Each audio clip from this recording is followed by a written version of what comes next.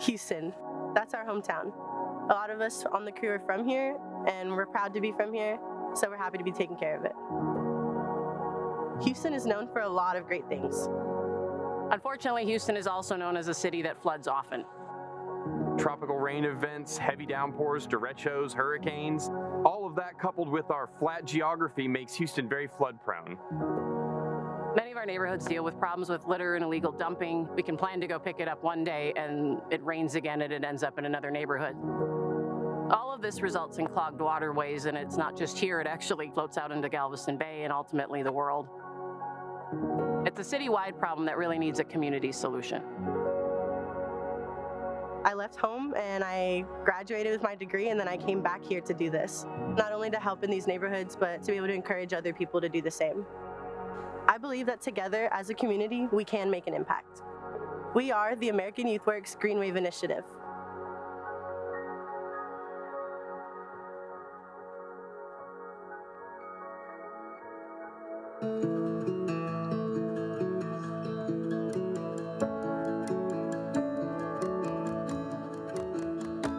One of Houston's best defenses against flooding is our resilient waterways.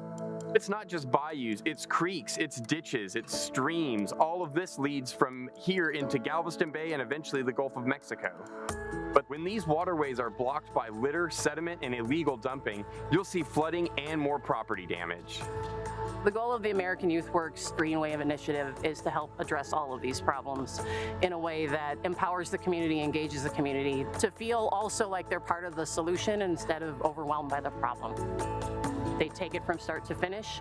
They learn how to manage volunteers. They learn how to set up an event and educate the public on ways that will lead to less trash ultimately in the first place. This initiative really is a for the community, by the community kind of effort. Often as individuals, we may not know the impact that we have, but we should. Through this Green Wave Initiative, the crew has the chance to come out here and invest time in not only their community, but also be able to invest time in themselves as individuals and encouraging others to do the same. They're not just learning how to pick up trash. They get industry certifications and professional development skills that they're able to take away from this job after they leave us. These are real-world experiences that will open up future career opportunities. These young adults are getting hands-on training in environmental stewardship, conservation, and community engagement. All of this is paid career training. I started as a member on a crew and then soon got the opportunity to be on the other side of things as a staff member. Being able to carve my path in this conservation industry has been really empowering for me, and I just want to instill that in the next generation. Clean and resilient waterways are key to prevent flooding, but they are also very important when it comes to ecological services and recreation. The work that the Green Wave Initiative is doing is going to have numerous positive effects, from improved flood mitigation, beautification programs, environmental services, as well as native habitat restoration. If we don't start to care and we don't try and make others care just as much about what we're leaving behind for everyone else, then there won't be anything left. That's important because I want my kids to be able to come to the same spots outside that I would go to around Houston or, wherever it may be. I want future generations to be able to come and enjoy what we get to enjoy now. At the end of the day, our bottom line is that we want to make sure that everyone that spends time with us comes away with an appreciation for the environment and their community, whether as a future environmental professional or as an environmental steward in any walk of life. Education is for improving the lives of others and leaving your community better than you found it. That's what we're trying to accomplish with the Green Wave Initiative. Come join us.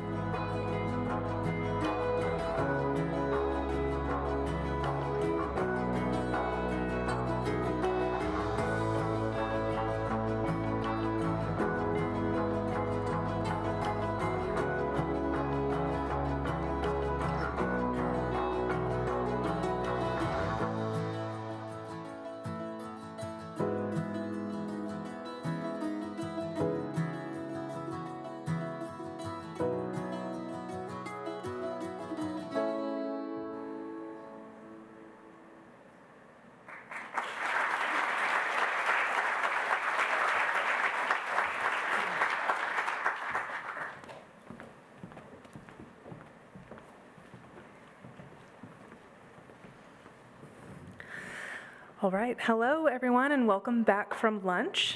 I hope everyone enjoyed it and had great conversations and made some great connections. For those joining virtually, don't forget you can ask questions and engage in dialogue on our YouTube stream. I'm Jenny Burden, Director of Development at Texan by Nature. We couldn't have a discussion about the future of conservation without diving into the center point of discussion, the central hub of action, both the need and the reason for progress, people. Why? Back to why. Why are we focusing an entire panel on people and the need to cultivate the stewards? Whether creating new industries, leading conservation, or developing communities, people can be the center of progress or the source of friction. Leaders who understand system thinking, value the planet, profits, and people in equal measures, and continually improve decisions are critical to a thriving future. With Texan by Nature's return on conservation work, we found that opportunities exist to further the understanding of the impact of training and education. This impact data is currently incomplete, which leaves many stewardship initiatives underfunded and understaffed. Additionally, we found that there's a need to develop common analysis skills across conservation organizations and industry that will help us speak the same language and understand opportunities. This critical thinking lays the foundation for stewards as decision makers.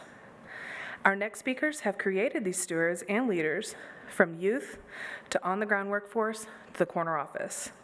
They've taken novel thinking and best practice application to new and impactful levels. You'll hear about youth and family education programs, leadership and decision training and processes, workforce development, and cross-industry collaboration. Emulating these practices in Texas and around the globe can create a thriving future for people and natural resources alike. As we hear from these leaders, I hope you'll think about how their learnings and models relate to your own organization and projects. What if you took some of these methods home and applied them differently? Adapted them? How will you cultivate stewards in your organization and in your community? Today you'll hear from Heather Kuhlken, Founder and Executive Director of Families in Nature, Ryan Spicer, Director of Sustainability at Keurig Dr. Pepper, Alison Westphal, Houston and Baton Rouge Site Director of Texas Conservation Corp for American Youth Works, and Edward Craner, Senior Vice President of Marketing at Holt Group. Similar to the previous panels, you'll hear presentations in succession, and we'll join the speakers live for Q&A after presentations, so be thinking of your questions. For virtual attendees, feel free to submit questions as we go along to the YouTube channel. Please join me in thanking these presenters, and Heather, you can take your spot.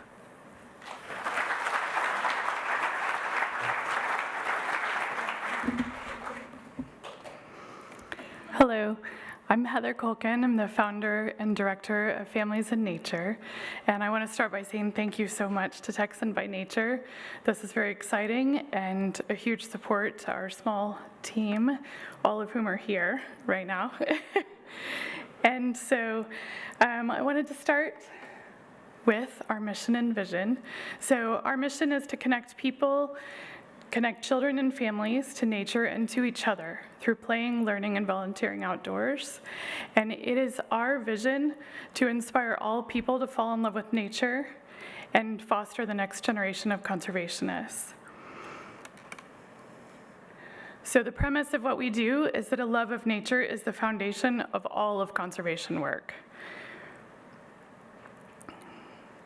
If we help people connect with and ultimately love nature, they're far more likely to make decisions that are good for the planet and for people.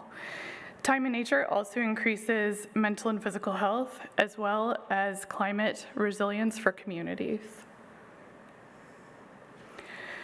So one of the biggest barriers that we have is that people view nature as someplace far away, someplace they have to get on a plane to go to, someplace that is nature rich and the things you see in BBC movies, and it's somewhere where you have to know things and you have to own things to be able to access it. So the first thing we do is we actually focus on nearby nature. Places like schoolyards, your local park, places you can walk to, even your own backyard. And as Mrs. Bush said, upstairs, where you have a green space that you can go to right after this, that is nature. You can go to that space and feel connection, feel relaxation, go and release monarchs like you just did. Oh, it's not, sorry, didn't advance. So there's the nearby nature. So over the last several years, all of our programming helps people spend time in nature. We have 9 programs that all intertwine and create a holistic set of options to help people get outside together. And over the last 16 years, we've been taking people outside of all ages. Last week, we had a 4-week-old baby, and we have grandparents that come with us. And the reason that we do this, the reason we have this approach is that by teaching the parents as well, the kids get more opportunities. Because if you break down the barriers to spending time in nature for the parents, and you help the parents feel comfortable and competent outside, they're more likely to take their children out. So, you take your family outside, now what? Today, so many people are used to having input from screens and passively experiencing life, that I came up with the idea of the ecologist school is, what do we do outside? And the ecologist school is based on a book that I wrote that hopefully will be out next fall called Adventures in Ecology. It has 1,100 lessons in it that are similar to what you're going to see in a second. But it's the answer to what do we do outside, and it leads to discovery-based learning and open-ended play that's so essential to human development. But over the past couple of years, and I'll tell you the story of how we came up with it in a minute, over the past few years, we developed our Park Environmental Education Project, and this project collaborates with partners to create custom-designed pocket guides, like these, like actual books, and this one. And these books are made for the space so that you can learn about exactly what the park or the schoolyard would like you to know about their space and connect deeply with the place. Each one has 64 lessons in 16 branches of science relevant to ecology. And with 4 lessons in each of the 16 branches, you can earn a badge in that branch. So these badges are in the previous slide, but you can actually order them online. So the lessons are designed so that each one has an open-ended, play-encouraging lesson and a science seed. And the science seeds, the goal is to make it so that anyone can teach it. You don't need to have a degree in biology, you don't need to know things. You could be a reading teacher or a grandparent or a babysitter and be able to teach the lesson. So all the information you would need to know to teach that enhanced play in nature is right there on the page. So with partnerships, how does that work? What we get out of it is that our mission is accomplished. We help people fall in love with nature. What the park gets out of it is that they have activation of their space or the schoolyard, and that activation doesn't require staff. During COVID in particular, a lot of staff couldn't teach. They couldn't go out, and people don't necessarily have the money to pay a staff to teach. So this is self-guided with just a QR code. We like to partner with schools that are open after hours because those schools can act as nearby nature spaces for the community after hours. So a peep for a school can be used by teachers during the school day as a teaching resource. And I came from the classroom teaching world where there are just days where the kids are bonkers and you need to take them outside. And so if you just grab the book for your school that's in the library and go outside. You've got lessons that are already written. You don't need to come up with them. And that gives you an easy way to just take your classroom outside. We also teach teachers how and why they would like to go take their class outside. So after hours, then, the PEEP is a benefit to the community because with the QR code on the campus, then with just a mobile phone, anyone can come and do science lessons and play in nature without having to know anything. So how it developed is that during COVID, one of our partners said, we need an environmental education program for a deliverable, and our staff is not allowed to go out and teach because of insurance. And so we had already come up with, during early COVID, 96 lessons that we put on our website, that 6 in each of the 16 branches of science that were a free resource for teachers to assign outdoor homework during Zoom school, because so many kids were just on screens. I have 3 kids, they were all glued to the computer. And so being able to assign outdoor homework helped support teachers during that rough time. And we thought, well, we could do this for a park as well and make the lessons about the park, all to be learned in the park. So then the park got activation without having to have their staff teach it. So since 2021,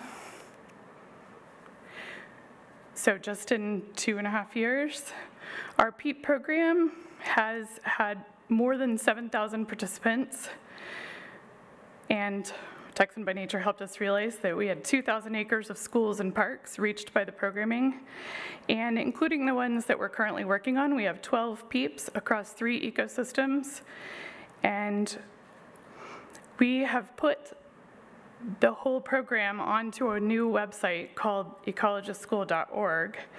And that allows us to create replicability. So we believe that the systems we've put in place since the inception of the PEEP program are truly replicable and can be done anywhere. So how does it work? We form deep, trusting partnerships with schools, with parks, with green spaces of all kinds. And out of those partnerships, we ask them, what do you need? What do you want to develop? What have you spent a lot of time or money on in your park? Like Waterloo Greenway went to great lengths to move trees into their park from other places where buildings were going to take away those trees, and they're historic oak trees. And so we created a lesson to show people that visit the park about that project. With schools, we have a survey that we ask teachers, what do they need help with? You know, what STAR questions your kids constantly missing? And so with Travis Elementary, they said that they were missing force and motion all the time. So in the herpetology section, reptiles and amphibians, we put in a force and motion lesson. Davila has incredible art on their campus that's all marine related. And so we put in lessons where the kids could go and discover marine biology through the mosaics on their campus. So we work through these partners to help people connect with nature and help the people that manage those spaces accomplish the goals that they also have. So in all of these partnerships, our mission is carried out and the partners get their work accomplished with far less resources being used, because collaboration can do that. So sorry. So our most recent release of a PEEP is Texas School for the Blind and Visually Impaired, which is this PEEP. It's in large format so that people who are visually impaired can still read it. And then we are in the process of creating a version in Braille and a version that will be in an audio format that students will record in the podcasting lab on campus. And we released it last week at White Cane Day, and it was very exciting to have people so engaged in this resource we've created for the school. So we've worked super hard to create accessibility. So the landing page that we have for all the pages on ecologistschool.org, they have 8 languages that the whole website will flip into. So that no matter what language you speak, the common languages in Texas, you can read all of it in that language. And that took a lot of problem solving to figure out how to get that to be possible. We also have accessibility features on it. There's a button in the top left that can change what the site looks like to allow it to be more accessible to those that need that. So, what have we learned? We've always been a very collaborative organization. We were formed out of collaboration and continue that way. But authentic, trusting relationships in that collaboration and truly asking what people need, and then making our programs replicable and sustainable for both partners.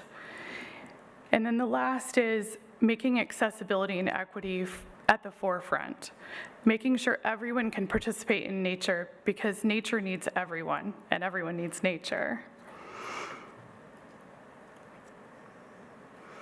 And when you spend a lot of time in nature and you have programs that all ages are involved in, leadership and stewardship naturally develops. Thanks.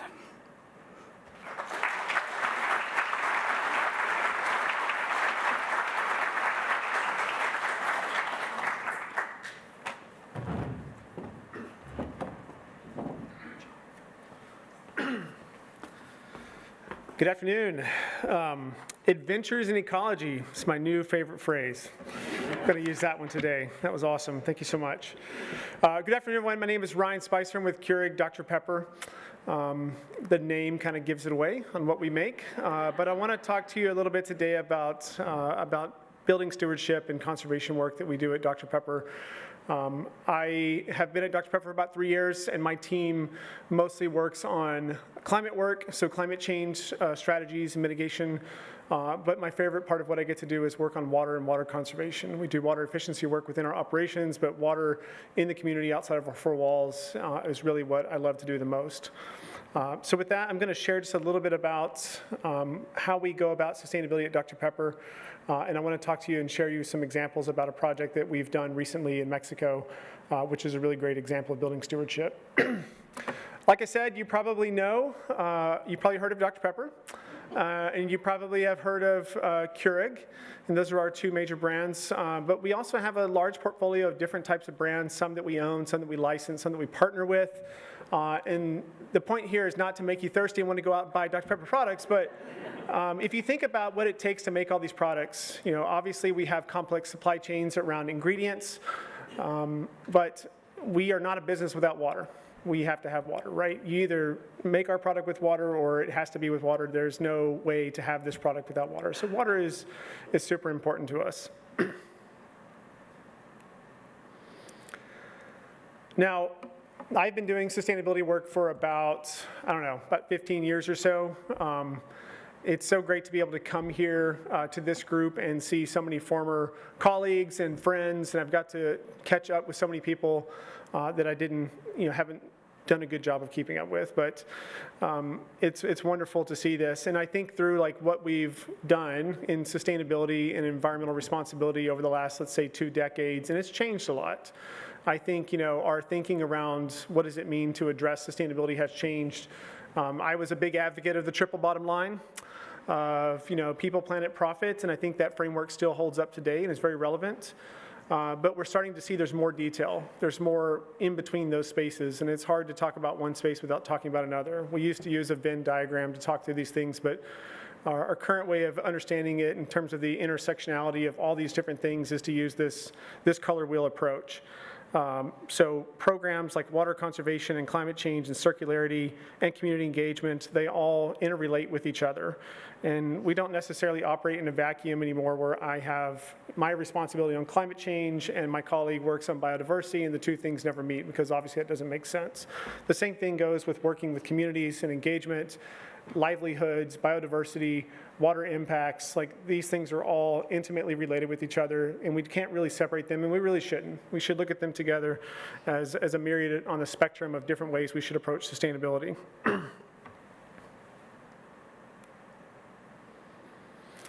So the example I wanted to share with you today is a project. I'm only going to say the name once because I don't do it justice, but Ameyai.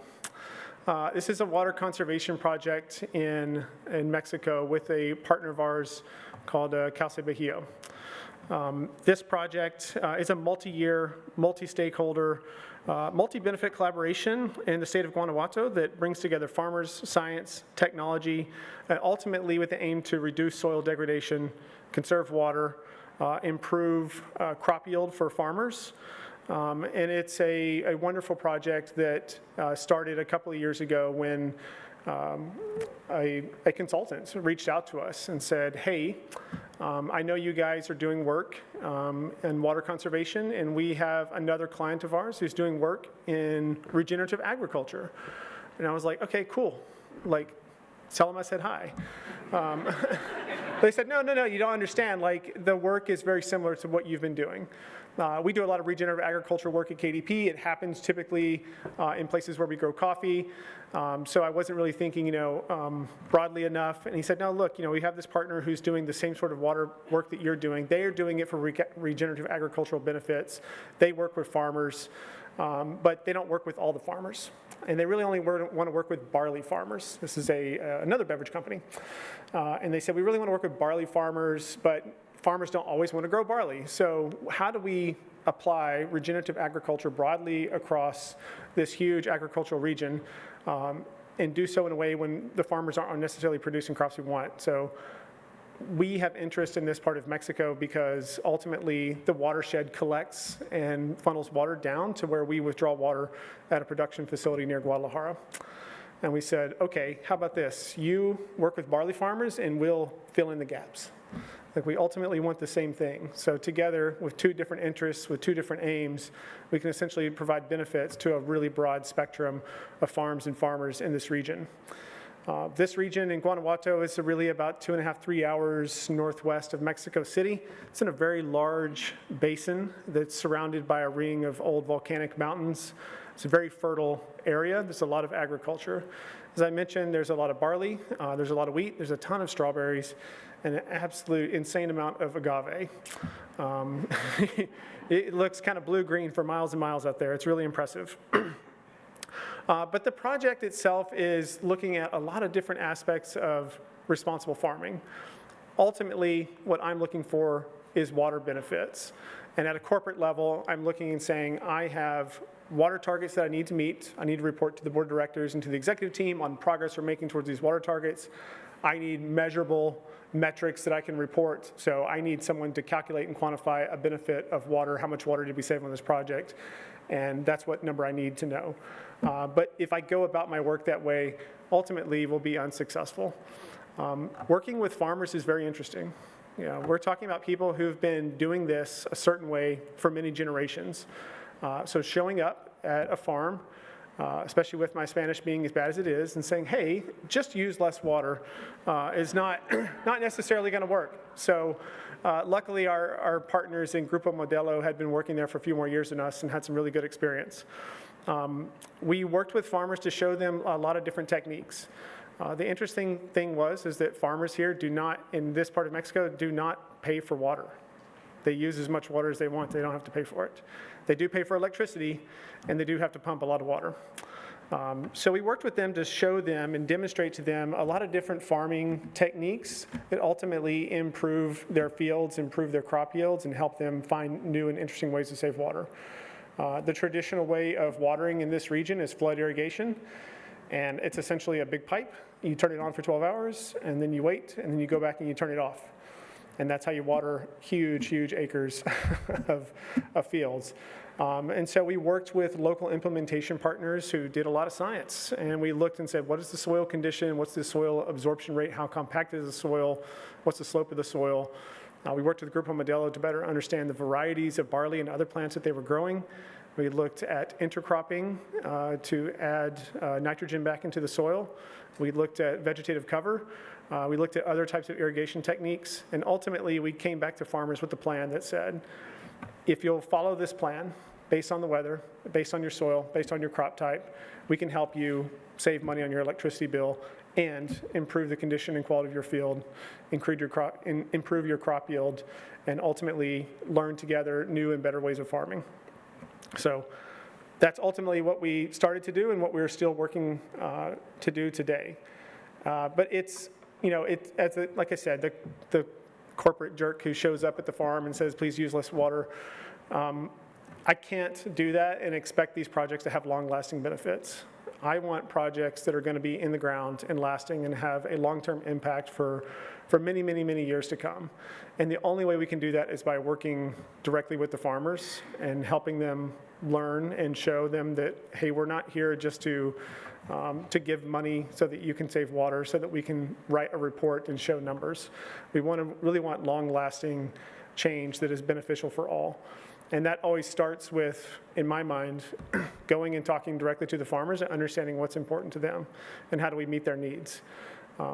We have to understand it from their perspective, and we have to understand what motivates them and what's ultimately going to make sure that they see the benefit to these projects. I love this photo. This is the tour group that we took. We visited about 4 farms that day, driving all across this huge agricultural region. And the people in the picture, there's some of us from KDP and from Grupo Modelo, and also our subsidiary in Mexico, Grupo Peñafiel. But we have people in here who are local on-the-ground implementation partners.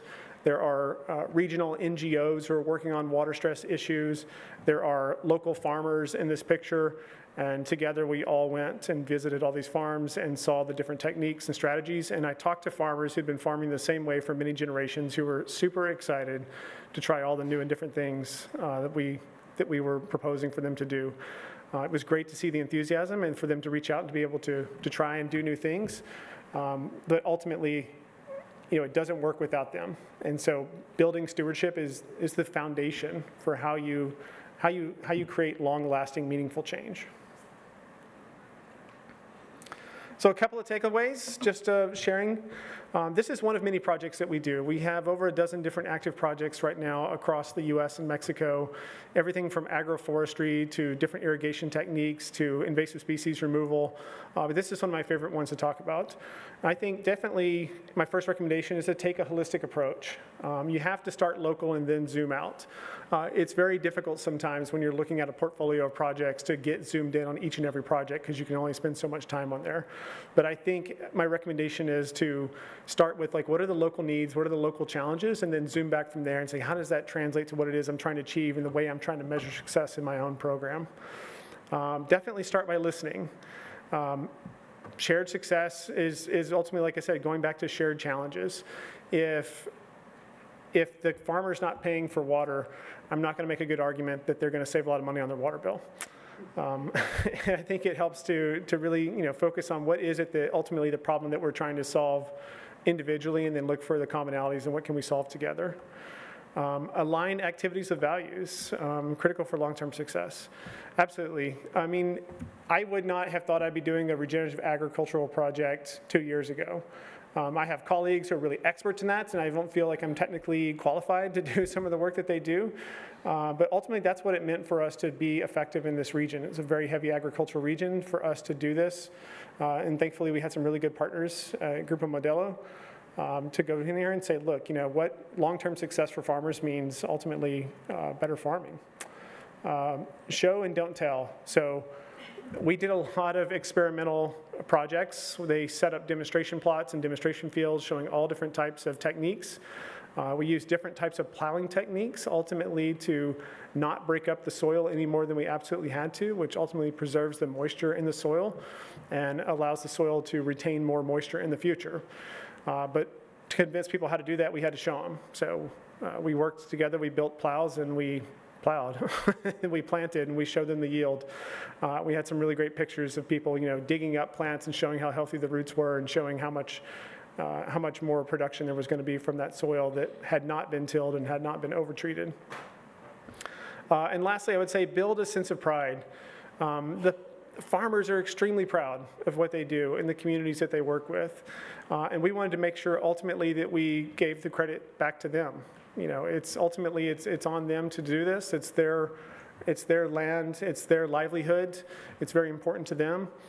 So it's important for us to say at the end of the day, like, let's do everything we can to highlight and show the good work that they're doing. And there's a little bit of a sense of competition. Farmers like to look over the fence and see what the other farmer is doing, and when they see a bunch of people standing around in the field and pointing at stuff, they want to come over and see what's happening. And that's ultimately a good thing.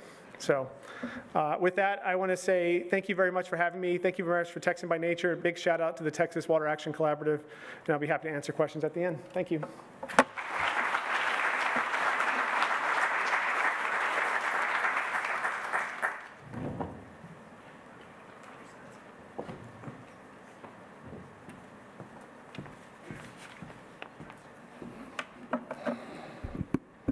Hi, everybody. How's it going? My name is Alison Westphal, and I'm the site director, as you saw, my movie debut, of the Houston and Baton Rouge arm of the Texas Conservation Corps program for American Youth Works. And I'm here to talk about the Green Wave initiative that we've started in our Houston office with the help of Texan by Nature and the Water Action Collaborative, actually. But in order to do that, I have to set the table a little bit about who we are. The Green Wave is an outgrowth, a component, or as Jake put it, a baby of other programs we have. And to understand it, you have to understand how our programs work.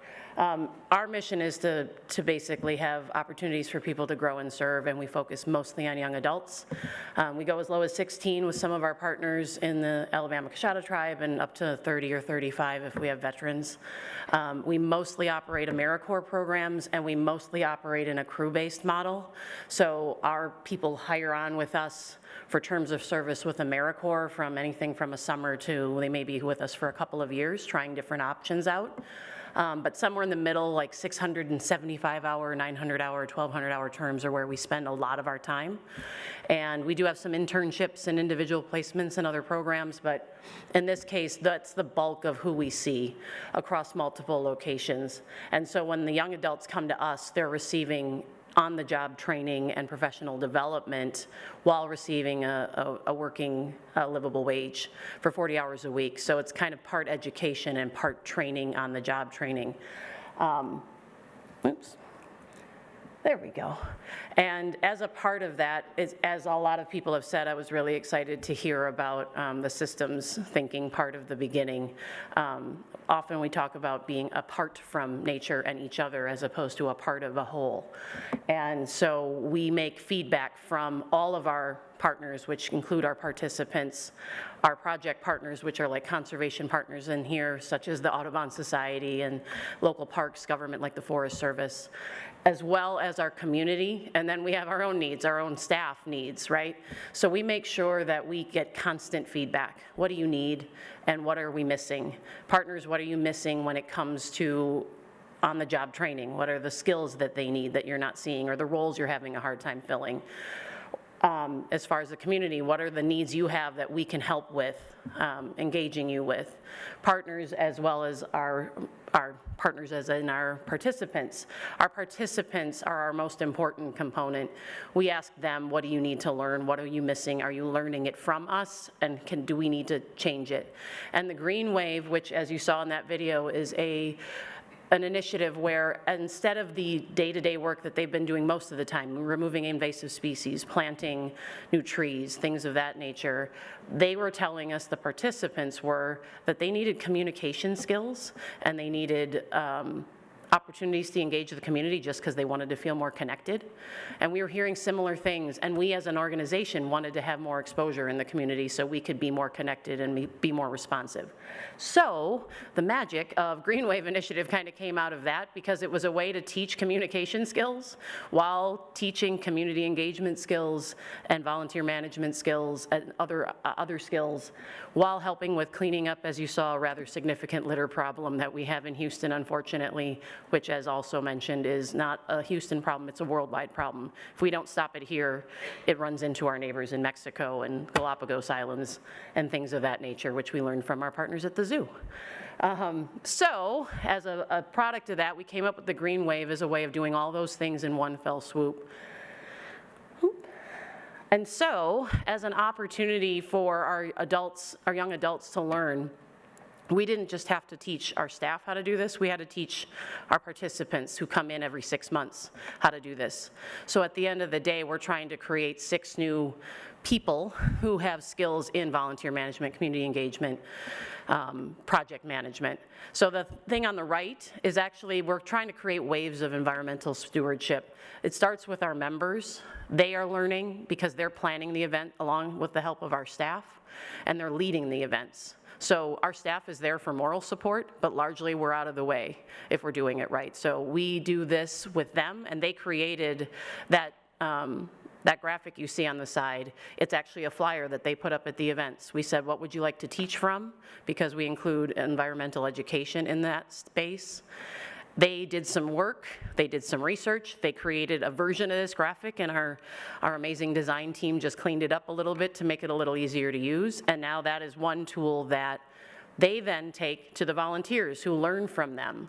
And with that, they can then hopefully encourage them to adopt a new behavior that, for example, what you saw in the video, we hand them this reusable cutlery kit, a reusable cup that they give them, so instead of drinking out of a plastic one at the event, they're gonna drink out of the cup we gave them, and they can adopt that as a single-use item that they can replace with something we have them walk away with.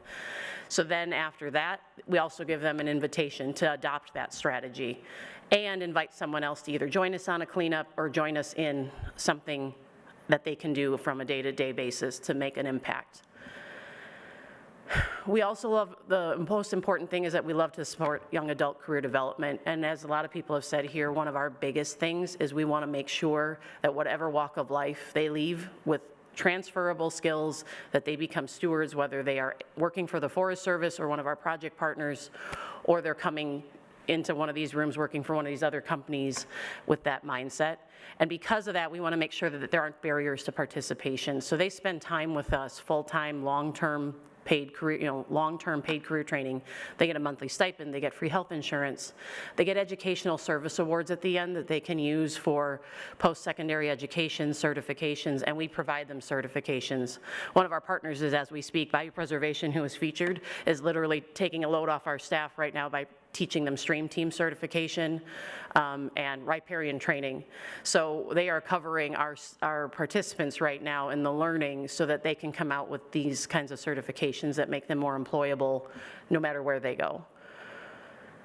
Then we like to build community capacity and prosperity. So it's important to us to improve neighborhood health.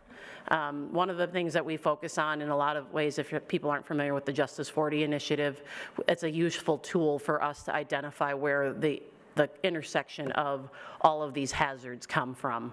It's not just the litter, it's the pollution, it's the lack of green space access. So we target areas in those areas as our cleanup spots.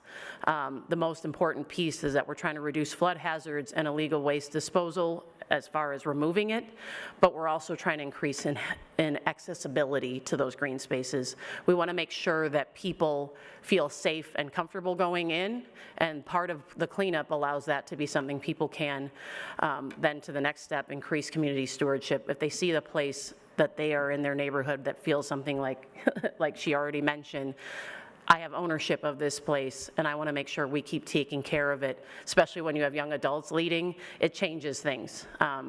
If the young adults are the ones that are driving it, then we know that we should step it up if we're maybe slacking a little bit. And so at the end of the day, we're reducing the use of those single-use items as well as preventing it from going in. We're trying to pick it up and prevent it from going back in. And we're also trying to attack it from a manageable standpoint, right? In this case, we have goals. We're pretty early on in our project because we've had to build it from the ground up. This is a new component. They still do all the other things they're doing. We still have other projects they're working on. So we've done 5 to date. In those 5 events, we've seen already 58 other individuals that we've engaged and 1,500 pounds of trash, which kind of, as was brought up earlier by Joni, like, that's a drop. I want so much more than that, but it is better than the 1,500 pounds of trash ending up somewhere else, right? And the more wave we build, and that's the idea, like the more momentum we build, the more we can get it out, and the more we can get people doing new things that maybe feel more manageable. And the reason it's really important to us is that we're trying to build this kind of wave of feeling empowered, right? Like, we're not trying to feel overwhelmed by the enormity of the problem. It's important for us to give people something that they feel like they can actually tangibly do. And as a result, like, here's some of the challenges we've faced, but also some of the lessons we're learning.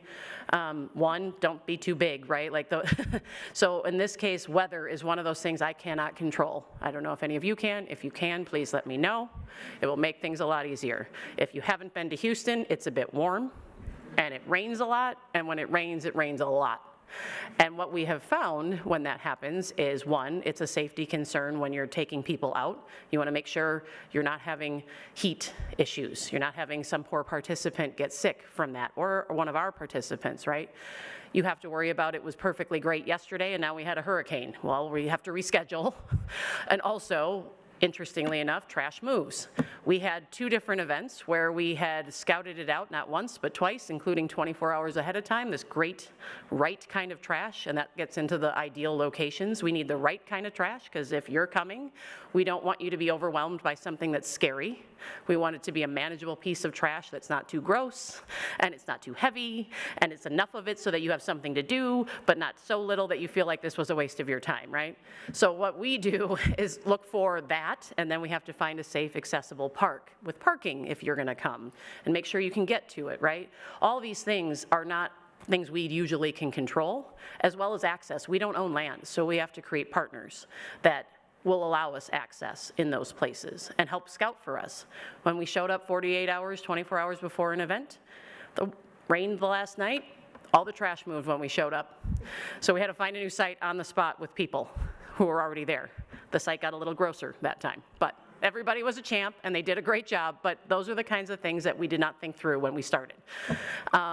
Volunteer recruitment can be a challenge too. There are volunteers everywhere, but finding them when you need them at the right place and the right time, especially in a place as big as Houston, is really challenging, it turns out.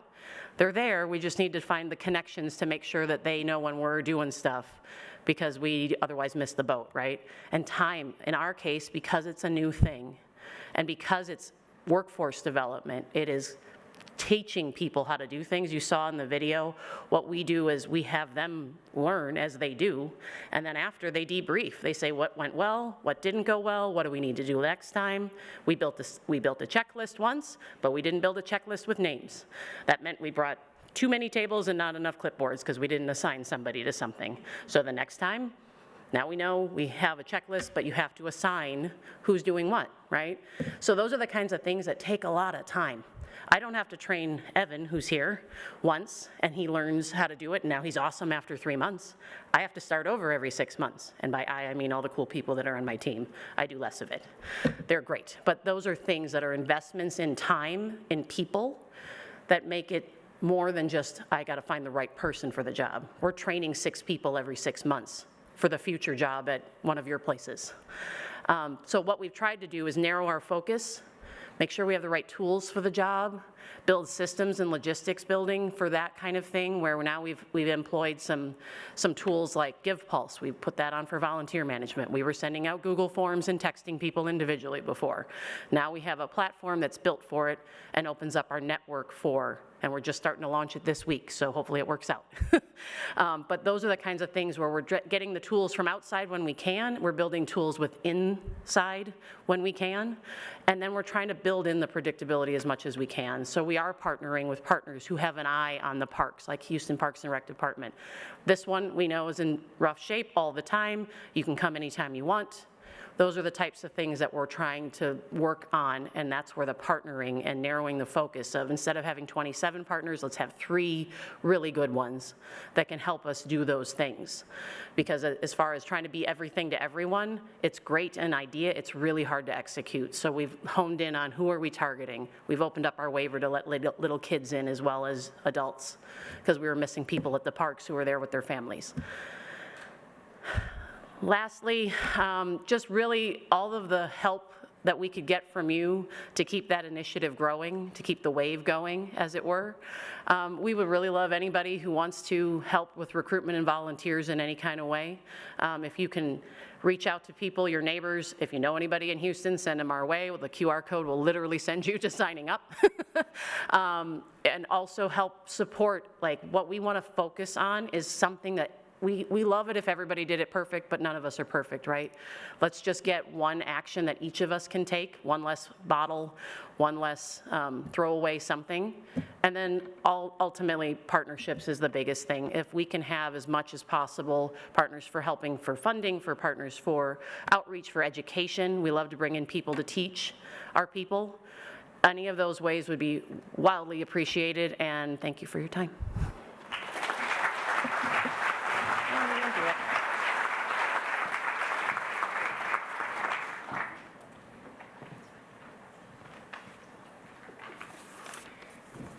There is a risk to public speaking after lunch. So in the event a rogue piece of leaf lettuce makes its way onto my front tooth, I hope somebody will help me out and give me a heads up on that. I love this topic. This is a fantastic topic, especially at Holt. We talk all the time about we can achieve amazing things with and through others. And so what I'd like to do is I'd like to take a few minutes here, tell you a little bit about Holt Group, who we are, what we do, the challenges we face in developing conservation stewards, and then finally what it is how we've approached it and the results that we've accomplished through that. There we go. So Holt Group is a large industrial provider of goods and services. We have a number of operating companies. We're probably best known for Holt Cat, which is our Caterpillar distributor. We operate here in Texas. You see up there a little bit of a lineage about the Holt family. The Holt family, they're our current generation, their fifth generation. Their lineage goes back to Benjamin Holt, who's actually credited with inventing the track-type tractor, which later became the Caterpillar, which became the company Caterpillar. Maybe you own their stock. It's a good thing right now. And then through the years, they've added other companies into their portfolio as well. But again, we're in fifth generation. Thankfully, the young people that took over, the family members, didn't throw out us old guys, and so it's been a great place to work. So when I talk about adding other operating companies, in addition to the cat dealer, here's kind of the way we think about our portfolio. We function in the industrial and commercial space with Holt Cat. Texas First Rentals is a rentals. We have 40 rental locations across our territory. Holt Truck Centers, we operate out of Oklahoma and Texas. That's on-highway trucks. And then we have a number of other brands that kind of have a similar function. Each one of them have at their core that they are a distributor of OEM products. And so we sell the products, new and used, might be a tractor, big bulldozer, or wheel loader, or motor grader. We sell engines into the oil field and generators. We sell on-highway trucks. And then we sell a number of other items like cranes and air compressors. So that's one thing we do is we sell stuff. We also rent a lot of stuff. We have a huge rental fleet that we rent those construction pieces of equipment, and then we rent other items like large generators and cranes. So we sell stuff, we rent stuff, and then we service stuff. So all those things that I talked about, we actually have technicians, over 2,000 technicians that work throughout our company, across our territory, that work on these pieces of machinery each and every day, both in our shops and out on job sites in the field. So we sell stuff, we rent stuff, we service stuff, and finally, we sell parts. And so we love it when we see these road projects, especially here in the Dallas-Fort Worth area. I know you probably hate it, but we love it because they're out there working that machinery, and when it breaks down, they give us a call. So thank you if we have any of our customers in the room here. So to give you an idea of what the challenge we face is each one of those businesses that we have, those operating companies, have waste streams. So if I could illustrate that real quick, one of the smallest items that we sell out of our cat dealership is a mini excavator. It's a 300.5, and it'll literally fit in the back of a Ford F-150. And it takes about as much fluid in the, whether it's the DEF filter for the diesel particulates, or it's the hydraulic fluid, or it's the crankcase fluid, oil, or the fuel for the gasoline or the engine itself. All that is about the same as a Ford F-150 as well. The product line that we service and sell also goes up to a 797 off-highway mining truck that would barely fit in here and would probably take up at least half this entire room. And that has about 1,500 gallons worth of oil and antifreeze and hydraulic fluid. So the waste streams, if you will, out of the number of dealerships that we have are a real challenge from a conservation standpoint. But over the course of the last 90 years that the Holt family has owned these dealerships, 90 plus years, they've always committed to having a conservation mindset and ensuring that what we're doing as an operation is at the smallest impact upon our natural resources. So how do we do that? Or how do we do that today? And it's not a one and done, as you well know. It's a long journey. At Holt, what we have committed to is creating a culture of commitment versus a culture of compliance. Now, that's not to say we don't have compliance. We absolutely do. If you want to have your healthcare benefits, you got to apply and you have to have them submitted by a certain date. You have to comply. If you want a paycheck, guess what? You need to provide your information for direct deposit or you'll get a paycheck. Those are pretty easy compliance things. But when it comes to things that are out of sight, out of mind, especially in a decentralized organization where all of the branch locations and all the employees report back to San Antonio, then it becomes a little more challenge that when you're not there day to day at each of those locations from a leadership standpoint.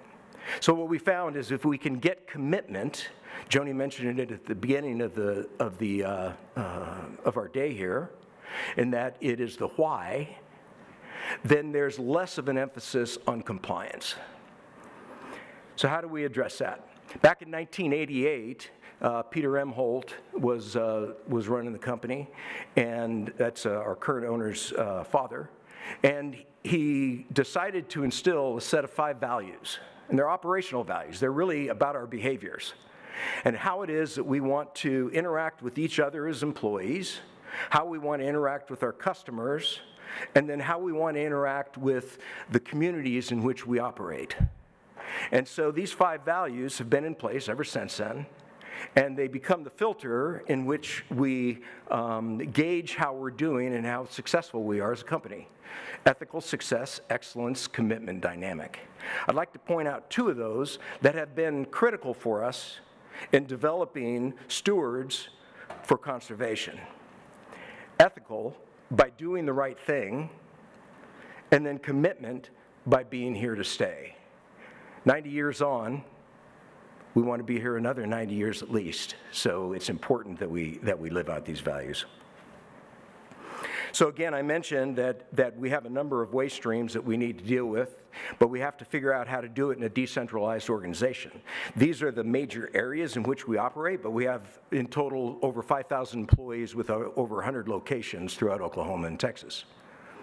And so because we can't have a compliance manager on site at each location, can't afford to do that. Because we can't have a safety manager on premises and can't afford to do that. And because we can't have a customer experience person on premises as well, we decided instead to go for the attitude of commitment towards making sure that we're living out our values, and in this case, through a commitment towards our conservation. So we do that through local management teams, That's the service manager, the parts manager, and the sales manager that show up there every day. They're trained in our values-based leadership, which is a core set of tools that everybody goes through at our company. We have minimal safety and environmental personnel. Jeff Stewart, our Vice President of Safety and Environmental, is here with us today. He wishes he had a lot more. But by having a culture of commitment, a set of values that dictate our behavior, it becomes natural for us to care about things like conservation. Yes, we have enterprise processes and procedures. We give them a handbook. We give them, here's how to do it. But when you have all these locations throughout the territories that we operate, it's, I wouldn't say easier, but it's more productive to have an attitude of commitment versus compliance. We empower local decision-making, and assuming that there's a commitment to our values, then we've seen good things come out of that. So what type of good things have we seen from that from a conservation standpoint? One of our operating companies is Holt Renewables, which is what's called an EPC, engineering, procurement, and construction solar company. They do commercial installations. And so naturally, we have solar on almost all of our facility roofs where it's practical and applicable, generating over 3 million kilowatt hours per year of renewable energy. If you can imagine all those engines and all those machines and trucks that when they come in for service, you gotta wash them down first. You can imagine all the oils and the grease and dirt that might come off those. So we have closed loop wash rack systems, and that is it recycles the water right there. And as a result, we recycle over 5 million gallons of water a year. We recycle oil and antifreeze, 6,000 tons of engine and hydraulic oil, 255 tons of antifreeze. We have all of our operations employees that are trained on hazardous waste spill procedures. Other waste recycling, 1,200 tons of oil filters, 214 tons of solvents, 14 tons of other fuels, plus batteries, scrap metal, rubber tires, and rubber tracks. We have natural space conservation where we set aside certain areas of our properties and other locations, and we put in retaining ponds to mitigate floods. We have over 60,000 acres under active wildlife management with 3 full-time wildlife and rangeland professionals. That's known as a hunting lease. We have facility improvements, including water filling stations and the things that most businesses have in the way of recycling office waste.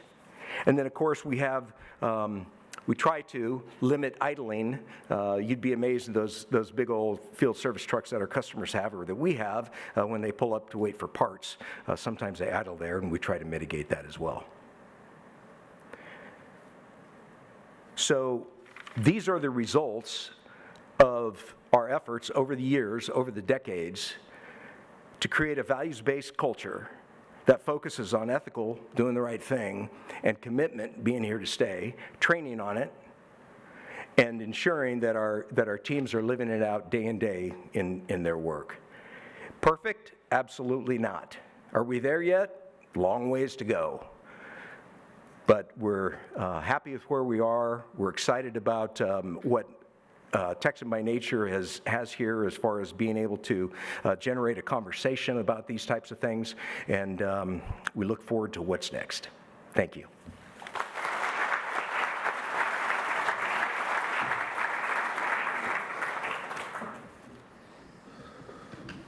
All right. Thank you, Edward. Thank you, everyone, for the panel. That was fantastic and inspiring. We are going to start our Q&A portion. We have about 20 minutes of questions, so we'll be getting the microphones out there. While we're waiting for questions from the audience, I did want to start. I loved the point you touched on, Edward, about growing commitment rather than driving compliance. I think that's a conversation we have with a lot of different industries, and I think making it voluntary and getting people excited about it is a pretty common theme. So just to start with everyone, what do you think it would take for every future leader to have sustainability as part of their mindset, as something that they are excited to implement with their teams? And we can start with you, Heather. So as I started out, I think that the first step to conservation is loving nature. If you're indoors all the time and you're on your screen constantly, you don't really know, as a child, you don't really know what's out there. And so if you are not given the space to fall in love with a pill bug in your backyard, or, you know, marvel at a possum that's on the back fence, you're not going to feel that commitment to the green space around you. And so I think developing just that love of nature, giving space for people to fall in love with it before we get into climate change, before we get into all of the environmental degradation pieces, let kids fall in love with nature first. Let them have that space to love it and feel it. And then that commitment, I think, naturally develops as you, I mean, kids aren't going to drink out of these very often these days because they know that this gets thrown away. Right. That's an interesting question. There's a couple of different approaches I've seen. I've worked for companies where the direct short answer is you tie it to compensation. I mean, that really gets people motivated. But I think generally speaking is if you look at sustainability and conservation as ways of challenging people in the way that they think, I think it's a great source of innovation. People get really creative. You know, it does require systems thinking. It does require you to think outside the box. So often I've seen organizations encourage their teams to, in writing their goals or writing what they want to achieve in that year, maybe in a career planning conversation, is to talk about how can you contribute to sustainability, and not just in a way that's, the traditional sense, but how do you integrate it into the services or products that you're trying to develop and meet consumer and customer needs. And there's a lot of interesting ways to do that, and I think it spurs a lot of interesting conversations, and we've seen some really cool innovations come out of that space. I think for me, it's a couple of things. It's inviting people to participate, both in the work, but also in building connections to each other. What hurts me hurts you. What helps me helps you. Like, it helps us all.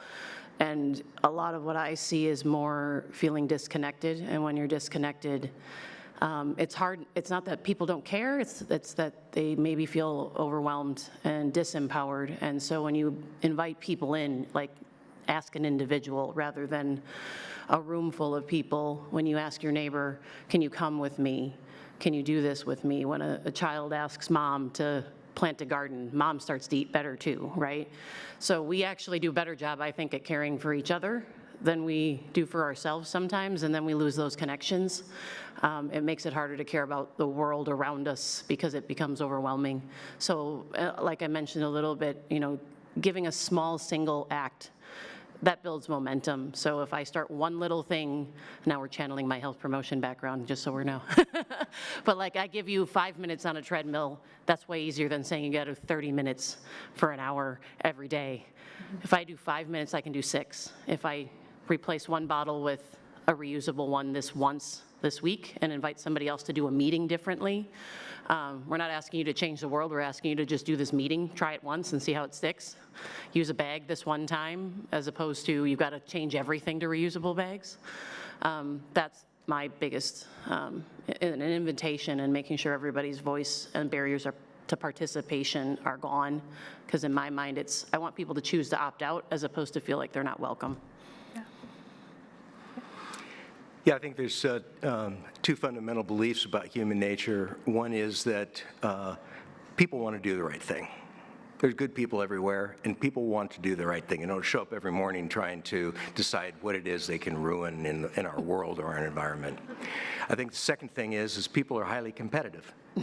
And so one thing that we found successful is we talk about it as visibility, transparency, and accountability. So first of all, make it visible. And so we put our metrics out there. And so we want to make sure that people understand. And then we make it transparent.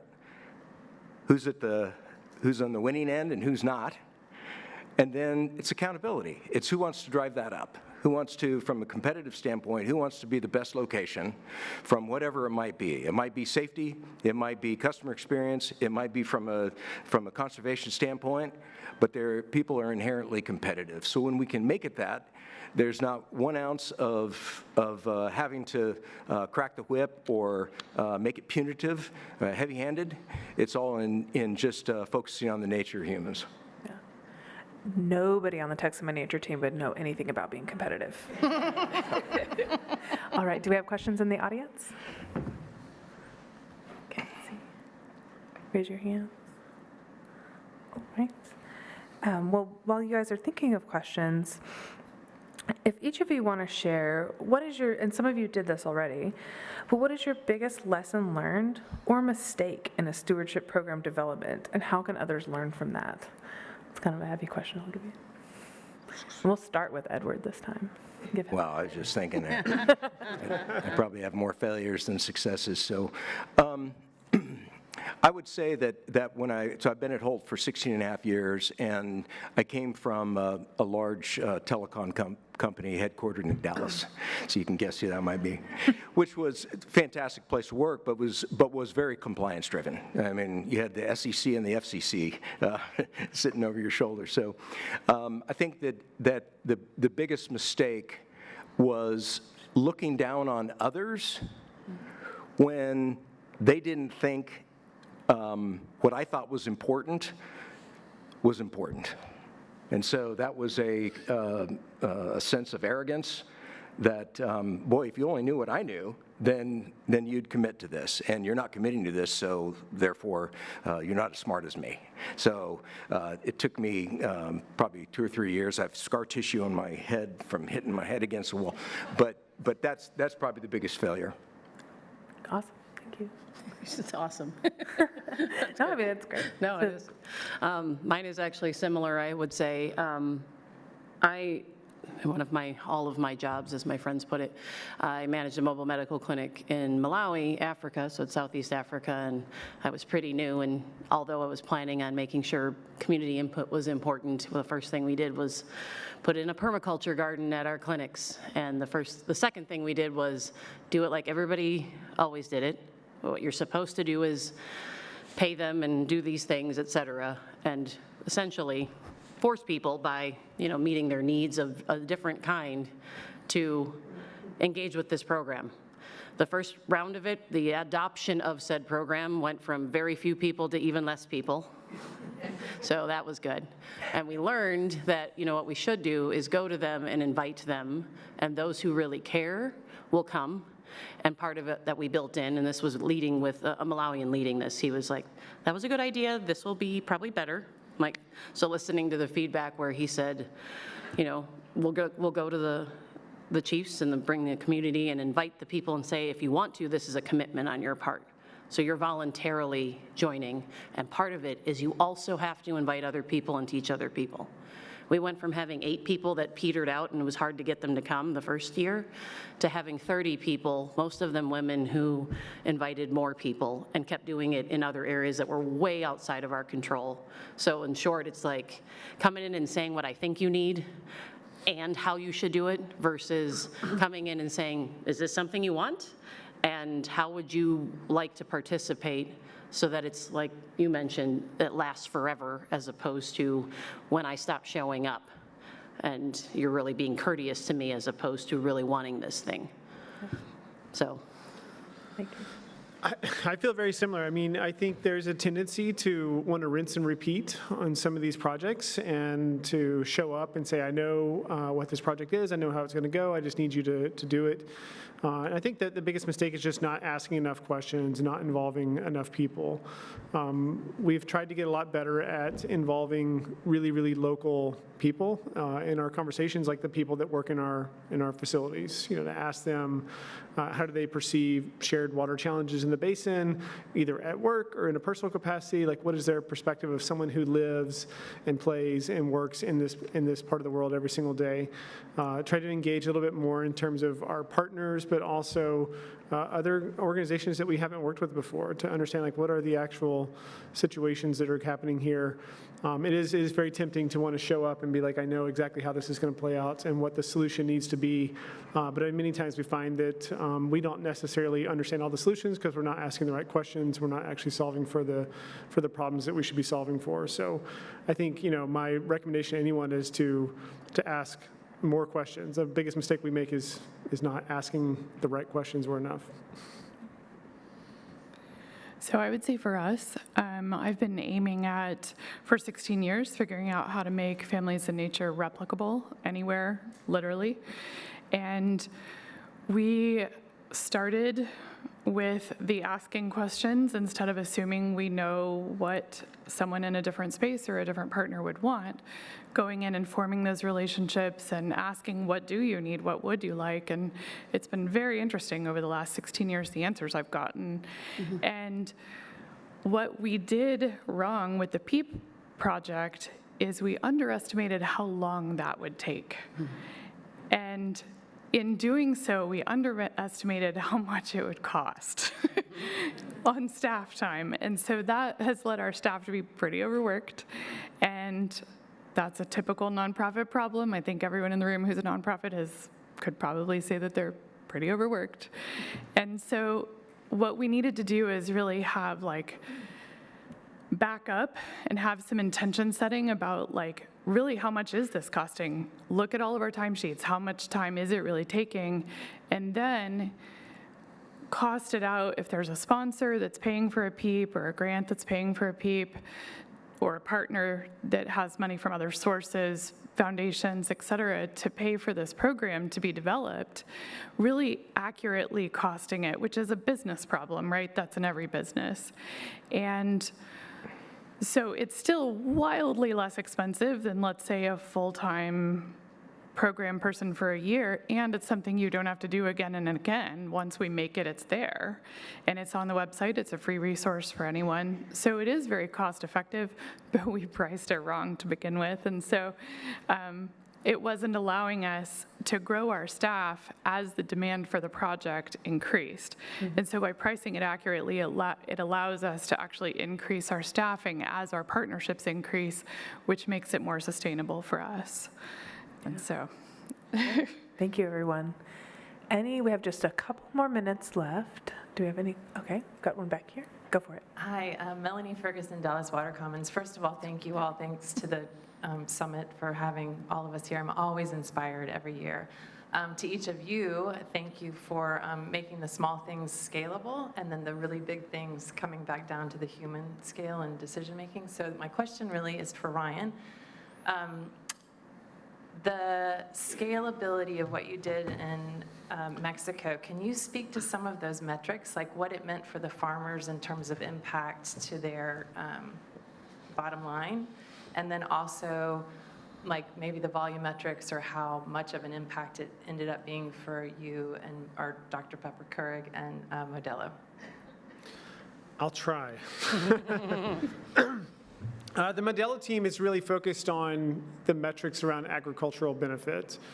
I can't say specifically the total quantitative benefit of those projects in terms of the crop yield or any direct impacts to the soil, but when we were out there, and the whole reason we went out there to see it face to face was to witness, and more than just anecdotal storytelling over Zoom calls, but to go out there and see hands-on. I have so many fun pictures from that trip where I got absolutely filthy. I'm playing with dirt the whole time and digging stuff out of fields, but for me, I'm not measuring the quantitative impact on the agricultural side, but in talking to the farmers, you see that there's a true benefit, right? There's more and more farmers wanting to enroll in these programs because they see the advantages that their neighbors are having.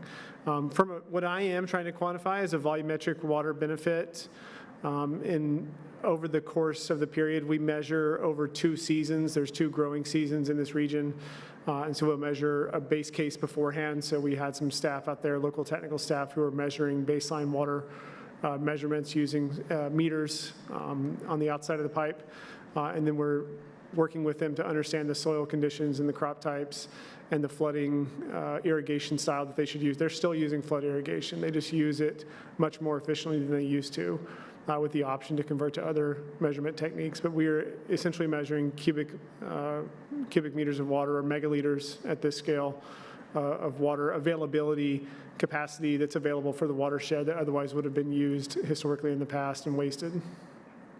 Okay. All right, we have time for one last question.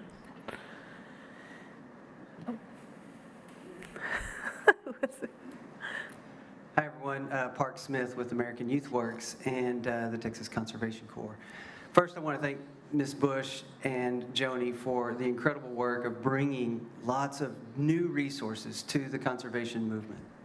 This is, a tremendous need, and you guys have found innovative ways to do it, so thank you for that. My question is to our two corporate partners up there. Just thinking about this, so American Youth Works has like 450 young people a year going through these jobs training programs, preparing for careers in conservation. And we know that most of them, that probably a third of them won't go into those career fields, but they'll always be lifelong stewards of the lands in which they touched. And so there are programs like ours across the country, 25,000 young people a year in conservation corps serving all across the country. They've been pretty good at working with government entities to get funding to do work on these public lands.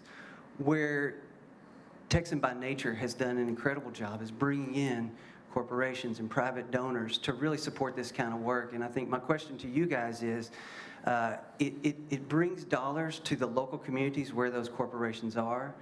And I'm really interested to hear how you think we could do more of that work with companies who want to have that local impact and be seen as a local engineer of the best practices within these communities, and connect them to organizations who are already trying to do this work that just need that leverage up piece that corporations can put in to, I think, what feels like really leverage your brand in ways that that have not really been seen as the way to get the word out about your companies. But what Texan by Nature has been really good at making happen. If you have other ideas on how more corporations could get directly engaged in this type of grassroots work. Yeah, I think that, first of all, understanding the foundation giving priorities of the corporation. I think that's the first place to start. Obviously, probably just like Dr. Pepper Keurig just said, we get hit daily for opportunities. So if you tailor it towards the giving priorities of the company, as opposed to just a form letter that goes out, I think that is that's probably the one thing that most people looking for funding miss, is that the corporation has their priorities. They have their focus areas, most do, of any size, and making sure you tailor that opportunity to that corporation. Yeah, I feel similarly. I think there's a lot of times, unfortunately, where our goals are not aligned. I've had people want to do really amazing projects with us, and I've had to say no because we don't have a footprint there, or the issue they're trying to address is not necessarily a high-risk issue for us. And those are unfortunate. I think, luckily, the beverage industry is very friendly, believe it or not. At least on the sustainability side, we talk to each other a lot, and I've picked up the phone before and called people at other beverage companies and said, there's a really great opportunity here. It's not for us. Is it something you guys might be interested in? And we do share project ideas. And we do a lot of it through things like the Texas Water Action Collaborative. It's a really great opportunity to bring people together to share. It's a lot of matchmaking. It's a great efficient way of matchmaking to find those opportunities. And what we try to do is be really clear about what it is that ultimately at the end of the day I have to have certain things on a project. There's a lot of things that are really nice to have, and there's some things that are must-haves. And then trying to find where does that overlap with somebody else's cause or a different project or a funding opportunity. Tomorrow I'm going to get a really awesome opportunity to go visit a facility about an hour south of here with Ducks Unlimited. So it's a really great public-private partnership. And that's one of those wonderful things that came out of TexWAC, where we said, look, here, all the stars aligned. The stars don't always align, though, but the more we can talk about what our needs are and what we're trying to accomplish and what we're trying to get out of things, the more we'll create those opportunities. Fantastic. Well, thank you once again to all of our panel speakers here in this Cultivating Stewards panel. Thank you especially, of course, to Heather, Ryan, Allison, and Edward for sharing today. You guys knocked it out of the park, and I just want to give them one more round of applause. You guys are dismissed.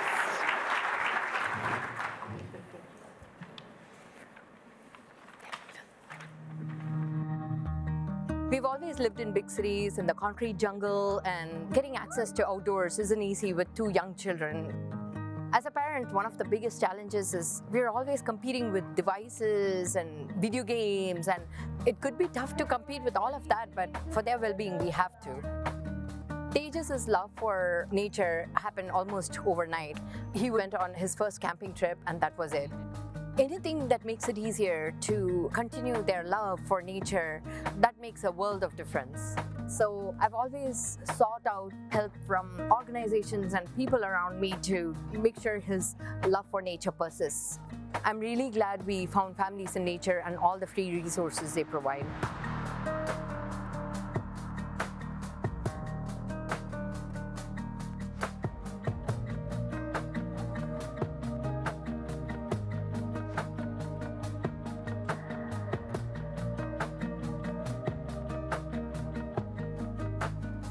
The goal of Families in Nature is to get families outside to play, learn, and volunteer. By helping children grow up connected to nature, we can foster the next generation of conservationists. So this is Waterloo Greenway. This is a 1.5 miles of hike and bike trail and parkland through downtown Austin. Our goal for anyone who visits Waterloo Greenway is to learn, discover, and reimagine what a park can be. Families in Nature has been a great partner, especially when it comes to our engagement strategy. The Park Environmental Education Project, or PEEP, is a custom-designed guide to help people learn and play and appreciate the nature space that is nearby. Within each PEEP, there are 16 branches of science, and each of those 16 sciences has a badge that you can earn so that you can learn about different features of the park and connect with nature in a meaningful way. These PEEP resources can take the form of a printed pocket guide in English or Spanish, or they can be a QR code in the park that can be accessed through a mobile device. Schools, parks, preserves, nature centers, nature spaces of any kind. We work with them to develop activities that are play-based. They're all hands-on learning. The activities are really fun. We actually call them sneaky science. It really helps for the kids to have something in their hand. If they're able to relate and connect with the space around them, either by interacting with it or by learning more about it, it helps a lot. We love it because it provides hands-on exploration and activities throughout the park for everyone. It also brings out features and stories unique to Waterloo Greenway. It's just a great experience for our visitors. Collaboration with the green space is key because we find out what they value about their own park, and they can tell us what they need the lessons to have in them, complementing their curriculum or even helping with standardized test questions. If your space really needs programming, we really want you to reach out. We can help with developing lessons and with identifying funding. While each PEEP is completely unique, the process is the same. The PEEP program can be replicated anywhere in any green space. We are a programming team of 2. There's no way we could program this park every single day without partners like Families in Nature. Access is everything. We want all families to have access not only to green spaces, but to environmental education resources. Because at the end of the day, we need to inspire the next generation of conservationists. And a love of nature is the foundation of all of conservation. I think back to the moment when Tejas fell in love with nature, and I'm glad we were able to nurture that. When it comes to raising our children, it takes a village, and Families in Nature is part of our village.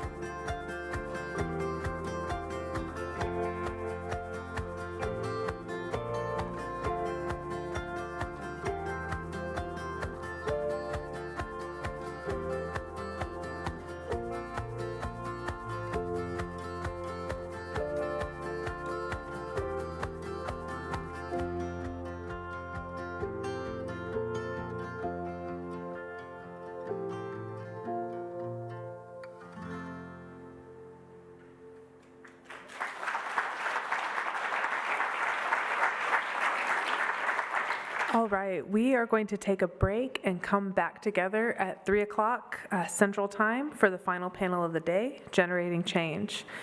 Virtual attendees, don't forget to join us for continued conversation on the YouTube stream when we come back at 3 o'clock.